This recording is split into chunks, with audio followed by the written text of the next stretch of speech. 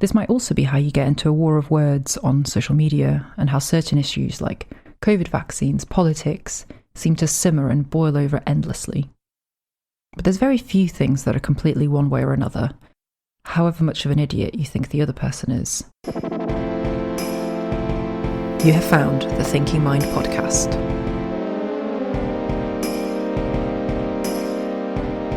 This week it's Anya with an audio essay.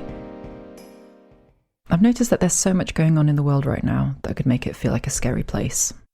I've been catching myself a lot recently thinking about how extreme and almost apocalyptic it feels. And then having some conversations with people around me made me stop and think, and wonder whether there might be some unhelpful thinking patterns at play. So, in this audio essay, I want to think about how we might apply some of the ideas that are really commonly used in psychotherapy to maybe help us arrive at a bit more balance, or at least a slightly broader view. And I'm hoping that it will open up a way of thinking that might help us feel a bit more peaceful and happier. Unhelpful thinking habits are also called cognitive distortions in cognitive behavioural therapy, or CBT, and it's concepts from cognitive behavioural therapy that I'll be drawing on when talking to you today. So, I'm going to talk about 3 unhelpful thinking habits.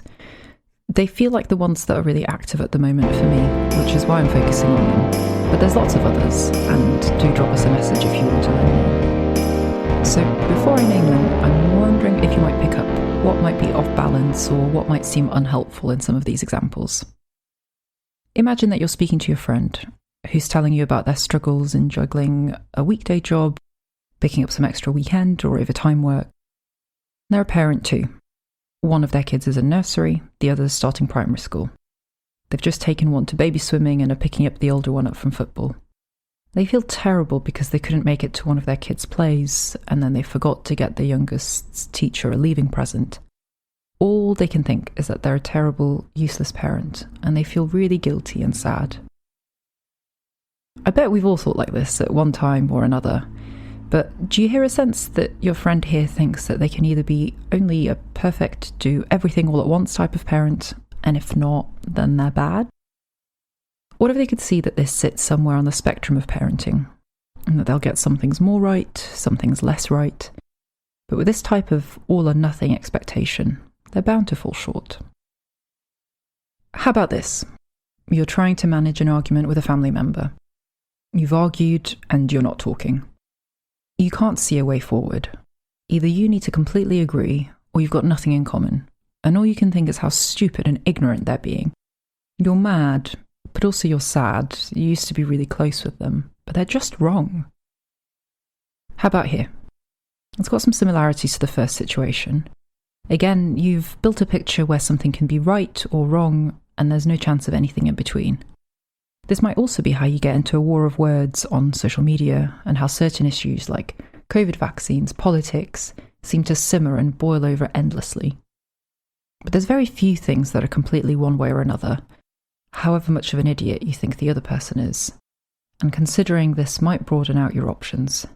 If they're only right or wrong, then you can only argue or make up if they do a complete U-turn. But if there's some shades of grey in there, you've got more chance of finding a way forward together. Sorry to interrupt. This is Johann Sebastian Bach. And as a fan of the show, I'd like to encourage you to follow and subscribe wherever you listen.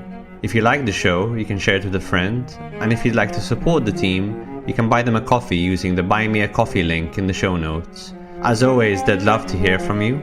So if you have any feedback, you can follow them on social media, or you can email the team at podcast@maudslearning.com. So these first 2 examples think about all or nothing or polarized type thinking. Now, what do you think might be going on here? Your partner calls you. They made a mistake at work. An email that shouldn't have gone to someone got sent. They won't get to speak to their boss until tomorrow, but all that they can think is that this is atrocious. Their heart is pounding, they want to vomit. They can see themselves getting sacked, maybe disciplined, maybe even referred to their professional body. It's the worst possible thing that could have happened, and they're inconsolable. This one's a bit different. Do you notice that the reaction goes right to the worst possible scenario? We can name this catastrophizing. It's not difficult to see this everywhere at the moment. We're living through a once-in-a-lifetime killer virus pandemic, and it's been sweeping our countries for years. We seem to be on the brink of a nuclear apocalypse every other week. The health service is collapsing. There's going to be no gas or electricity to heat our homes this winter. Now, that's not to say that these problems aren't happening right now. We are living through a pandemic, and there are wars going on in Europe and worldwide with escalating political tensions. There are lots of problems in the health service, and lots of people are really going to struggle for heating and generally with costs this winter. But the catastrophe that our brains imagine, or indeed are led to imagine by things like the news, is not necessarily true. And the grain of truth that may exist in these difficulties isn't necessarily helpful to focus on. Now, for a final example. Your colleague tells you that they feel like a failure. They listen and they can see your point when you try to reassure them that they do a lot of work, but they really just feel like they're a failure and that they're useless. And they can't see past that. Or remember the last time that you had a really busy couple of weeks and didn't pick up a call from a parent or grandparent and felt really guilty. And if anyone tried to talk you out of it, you just couldn't agree that you hadn't done something bad because you felt so guilty, so you must have done something bad. Or how about when you were last feeling really anxious or scared, and it was almost impossible to think that the upcoming event wasn't a really big, scary thing, or that you hadn't forgotten to do something essential before leaving the house, like switch everything off. You were feeling so anxious that it felt like surely that anxiety meant something real. These are examples of emotional reasoning, where we decide that feeling something is evidence of it being true. However, feelings aren't facts, and this is a thinking habit that can be linked to others, or make the conclusions that you reach in other types of reasoning feel more real. Again, knowing that this is something that your mind can do may make it easier to spot. You might find it helpful to listen to Alex's previous audio essays on emotions. Our feelings, emotions, are helpful signals for us to tune into, but they aren't necessarily hard evidence of facts. So, situations like the ones we've just discussed come up all the time. Those were some really specific examples, but I think that we can get pulled into these falsely narrow ways of thinking quite often.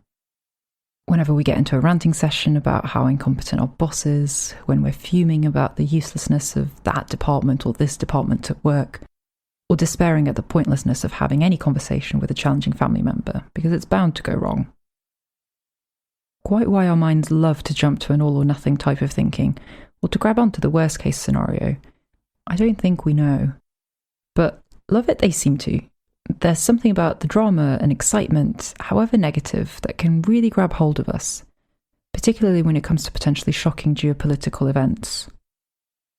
There's something exciting in the terror of getting caught up in a discussion of what catastrophe we're facing now.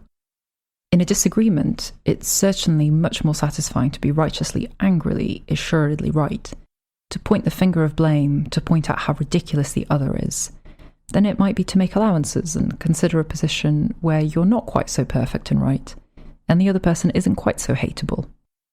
And whilst it's easier to be mad at a boss who's entirely useless, it's also harder to come back from a position of anger if our minds don't allow for there to be a boss who's got some good bits and some less good bits to them.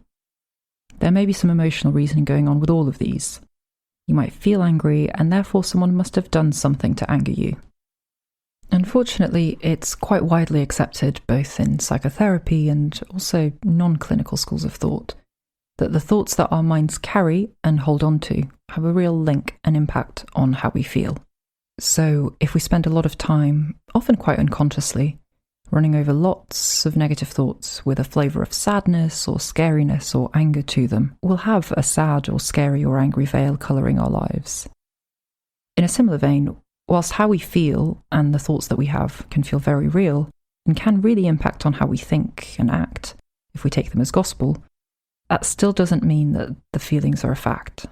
Conversely, if we can consider what else could be going on or what else could happen, things might feel a little bit lighter or a bit less constricted or restricted, and just feel a bit easier. Now, a word of caution. I think, as with all things, balance is really important. So we're human. And of course, sometimes we're going to need to have a really good moan with a friend about how mad we are about a frustrating interaction or situation. And it's also really important to find a balanced way to question what goes through your mind. It's not about retreating full time into your head and second-guessing every thought or decision that comes in. But if you notice that you're feeling some unhelpful emotions, it may well be worth questioning whether there are any of these unhelpful thinking habits behind them. The other provision to think about when you're considering making changes in your approach to thinking, or if you're feeling disappointed that your sudden middle-of-the-road thinking doesn't eliminate all arguments and get people on your side, is that it's probably helpful to change things gently or try and make a gentle difference. There's an approach to changing things that are stuck that suggests to look for the difference that makes a difference, a phrase from an anthropologist called Gregory Bateson. The idea being that something that is way off your baseline is going to be difficult to adopt, but something that is ever so slightly different might be just what you need to shift you into progress. So, what can you do if you think that some of these are patterns or habits that you have? Step 1 is about building some awareness. Notice when something changes in how you feel, be it when you suddenly feel frustrated or sad or angry. Ask yourself, what was going through your mind at that point? The next step is going to be about examining what went through your mind in a little bit more detail. Was it a thought or an idea that sit on an extreme?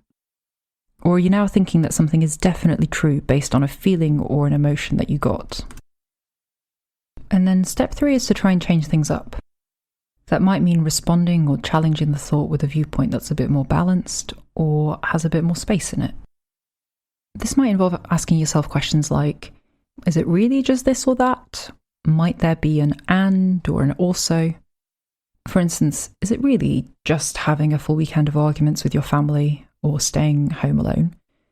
Could you have some time alone and see your family for a shorter period of time? Another question might be, is it helpful to think that the worst possible thing will definitely happen? It's always a possibility. Again, this idea of the grain of truth. But what are the other options? Or what might be more likely to happen? Or what is going to be a more helpful viewpoint? What is in your control to change? What isn't? And therefore, what might be more helpful to focus on? Or it might be about reminding yourself that something you feel isn't necessarily a fact. Initially, it may be helpful to do this in quite a formal way, like typing it out on your phone or writing it out in a notebook. The idea is that with practice, you teach your mind a new way of thinking. A bit like physio for a muscle injury. It's going to take repetition to learn a new way of doing it.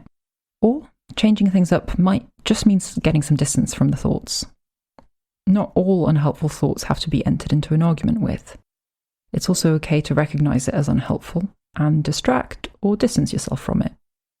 Maybe you write it out and then agree with yourself that you'll leave it on that piece of paper and instead go off and have a walk or a chat with a friend or a shower or just something that takes you out of that situation. Step 4 is to hopefully enjoy some of the freedom and space from not sitting and stewing in the unpleasantness of those thought habits. Or it might be about praising yourself for having a go, even if it hasn't quite worked or helped.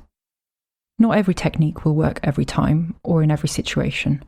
Some patterns of thinking might need other approaches, or to be tried another time, or just need more time. So I hope after listening to this you've got some idea of some of the really common unhelpful thinking habits that our brains love to get into. We've spoken about all or nothing or polarized thinking, where your brain just sees one of two extreme options. We've spoken about catastrophizing, where your brain just sees the worst possible outcome. And we've spoken about emotional reasoning, where because you feel something, you kind of ignore all other possible evidence for what could really be going on, and you just really believe that thing that you feel. Building up some awareness is a really important step in spotting when you might be feeling something negative because of an unhelpfully polarized or catastrophic thought. If you know that your mind does this, you might be slightly more prepared to stop in its tracks and revise the thought into something a bit more balanced. There are many other unhelpful thinking habits or cognitive distortions that CBT guides us to think about, and there's a link in the show notes to some helpful websites if you want to read more. You are listening to the Thinking Mind podcast. Thank you so much for listening to this episode.